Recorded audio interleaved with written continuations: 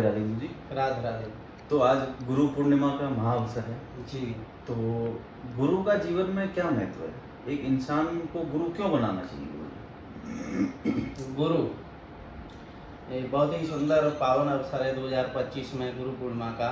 और आज के दिन सभी गुरुओं के पास में, चाहे वो आध्यात्मिक गुरु है या सांसारिक शिक्षा देने वाला गुरु है या किसी वर्क यानी कार्य सिखाने वाला कोई गुरु है, तो सभी उनसे जो सीखे हुए हैं यानी सीखना, तो व्यक्ति का सीखना जीवन भर होता है। तो सीखना जिससे होता है, वो जो सिखाता है उसको गुरु बोलते हैं। तो जैसे अभी ये पावन पर्व है गुरु पूर्णिमा का, जी जी। तो ये आध्यात्मिकता के तरीके से अगर लिया जाए तो जो हमें अज्ञान अंधकार से और परमार्थ प्रकाश की ओर जो ले जाता है, वही सच्चा गुरु होता है। तो जैसे गोस्वामी तुलसीदास जी महाराज के रामचरितमानस में ये चौपाई आई कि गुरु बिन भवनिधि तरय न कोई, जो विरंच शंकर सम होई। विरंच शंकर माने ब्रह्मा और शंकर के समान भी कोई हो, अगर वो अपने जीवन में गुरु न बनावे तो वो भी इस संसार सागर को, इस माया मोह को पार नहीं कर सकता है। तो इस संसार सागर को पार करने के लिए, परमार्थ प्राप्त करने के लिए हमें गुरु की आवश्यकता होती है। तो जैसे कहते हैं ना कि सबसे पहली तो माता ही गुरु होती है, जो हमें जीवन सिखाती है। उसके बाद में पिता भी गुरु होता है जी। और फिर हम उसके बाद में जैसे अपनी जो सांसारिक शिक्षा लेने के लिए जाते हैं, तो वहाँ पर भी हमको सिखाने वाले गुरु मिलते हैं। अध्यापक। और जब हम परिपक्व अवस्था में यानी कि युवा अवस्था में जब आ जाते हैं, तो फिर हमें एक परमार्थ का मार्ग भी दिखाई देता है जी। तो उसके लिए हमें आध्यात्मिक गुरु के पास जाना होता है, जो हमें संसार के कार्य क्षेत्रों की व्यस्तता से दूर करके और परमार्थ की ओर जोड़ने का कार्य करते हैं।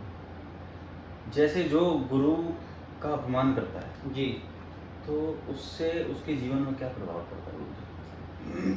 जो अपने गुरु का अपमान करता है, मान के चलिए वो भगवान का अपमान करता है। क्योंकि जैसे श्लोक के द्वारा बताया, गुरु ब्रह्मा गुरु विष्णु गुरुदेव महेश्वर, गुरु साक्षात पर ब्रह्म तस्मै श्री गुरुवे नमः। तो ब्रह्मा विष्णु महेश जो ये त्रिदेव इस सृष्टि का संचालन कर रहे हैं, इनकी जो एक दिव्य शक्ति है वो गुरु में समाहित होती है। तो जैसे श्रुति का वाक्य है, सर्वम खलविदम ब्रह्म, यहाँ जो कुछ भी हमें दिखाई पड़ रहा है या सुनाई पड़ रहा है और कण कण में जो कुछ भी है वो ब्रह्म ही है। तो ब्रह्म ही गुरु बन करके आया। वो किस लिए आया? या सांसारिक लोगों को शिक्षा दे करके और वो परमार्थ के मार्ग पर पहुंचावे।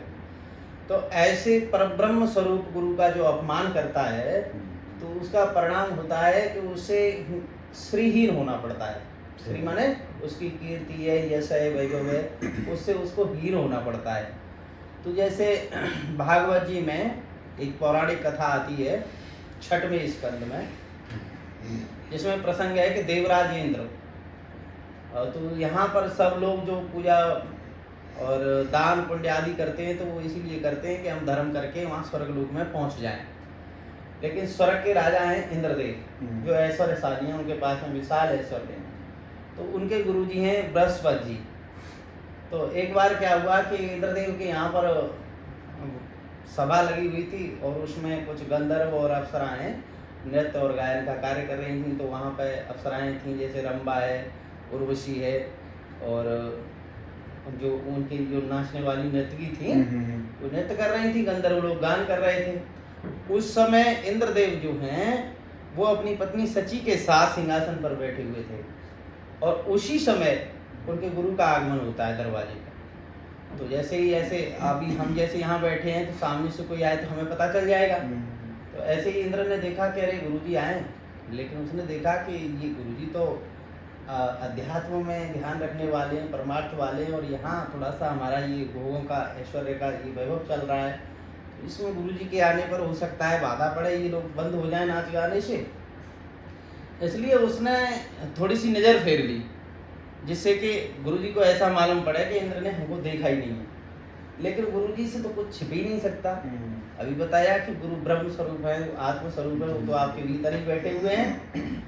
तो ऐसा ही हुआ कि इंद्र ने दृष्टि फेरी तो गुरुजी समझ गए और गुरुजी तत्काल वहां से अंतर्धान हो गए। इंद्र ने सोचा कि चलो कोई नहीं, अभी नाच गाना खत्म होगा तो उसके बाद में हम गुरु जी को मना लेंगे गुरु जी के घर जाके। यही हुआ, जब नाच गाना खत्म हो गया तो इंद्रदेव को पता चला कि गुरु जी एकदम से अदृश्य हो गए यहाँ से। चलो गुरु जी के यहाँ चलते हैं, गुरु जी को मनाते हैं। तो गुरु का अपमान हुआ ना, उनका स्वागत सही होना बात था, है। सम्मान होना था, लेकिन इस जगह इंद्रदेव ने अपने ऐश्वर्य के कारण, ऐश्वर्य में बाधा न पड़ जाए इसलिए गुरु जी का अपमान कर दिया वहाँ पर। तो इंद्र जब गुरु जी के घर पहुंचे तो पता चला कि गुरु जी घर पे भी नहीं है, और गुरु जी भी ऐसी जगह छिप गए कि वो इंद्र के खोजने पर नहीं मिले।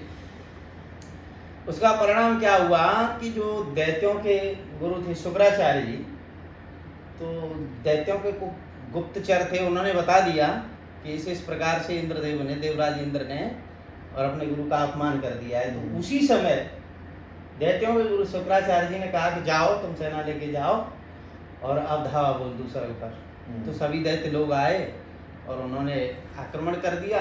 तो अब गुरु की शक्ति नहीं है तो स्वर्ग का राज्य उनको खोना पड़ा। और उसके बाद में क्या हुआ कि इंद्र लोग छोड़ करके और जंगल में, वन पहाड़ों में भटकना पड़ा। गुरु जी को बहुत खोजा लेकिन गुरु जी नहीं मिले। अब उस समय भगवान नारायण की शरण में गए इंद्रदेव और कुछ देवता लोग कि महाराज इस प्रकार से और दैत्यों ने अपना अधिकार जमा लिया है स्वर्ग पे, अब हमारी रक्षा करो। भगवान ने कहा कि भाई देखो तुमने गुरु का अपमान किया है, इसलिए बिना गुरु के तो कुछ हो ही नहीं सकता। तो ये जो चौपाई बताई कि गुरु बिन भवनिध तरह न कोई, जैसे संसार सागर को पार करने के लिए हमें गुरु की आवश्यकता होती है, ऐसे ही अपने जीवन में भी गुरु की आवश्यकता है। तो उन्होंने कहा कि गुरु जी तो नहीं मिल रहे, क्या किया जाए? उन्होंने कहा कि ऐसा करो कि तुम्हारे ही त्वष्टा नाम के जो देवता हैं उनके पुत्र हैं विश्वरूप, और उनके अंदर गुरुत्व है। गुरु तत्व जो होता है, ये गुरु का कोई शरीर नहीं होता जैसे पंचभूत का हमारा शरीर है, ऐसे नहीं। गुरु तो एक तत्व होता है जो सर्वत्र व्याप्त है। तो वो किसी के अंदर हो तो वहीं हमारा गुरु भाव होना चाहिए।